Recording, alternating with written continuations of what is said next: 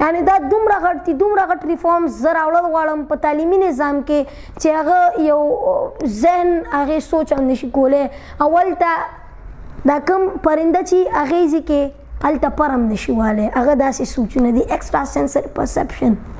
که د خپلو اصلاحاتو یا ریفارمز په هکله یو مثال راکړي.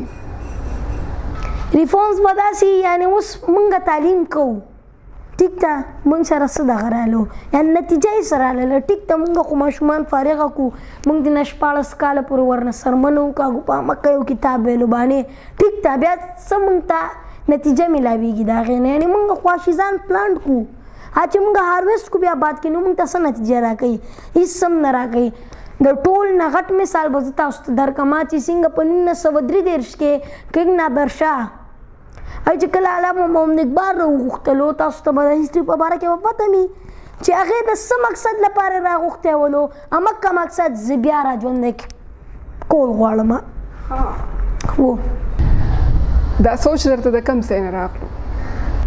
هغه ما یو کتاب ویلی چې The Emergence of a Muslim Homeland with an exclusive chapter on Durrani Empire.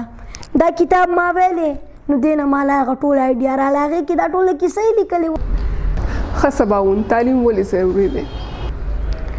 کورې دا ما په ډېر انټرویوز کې مې ویلي دي تعلیم ولې ضروري دی. څه داسې خبره ده چې موږ ټول تعلیم کوو.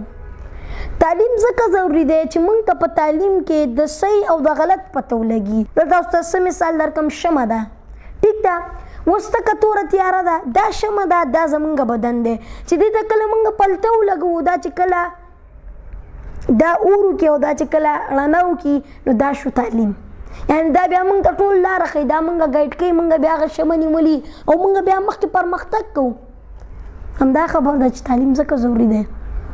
کوم شخصیت یا پرسنالټي نه ته متاثر یې؟ زه به تاسو ته صرف دومره یم چې زه پروفیټ صلی الله علیه وسلم نه ډېر متاثر یم.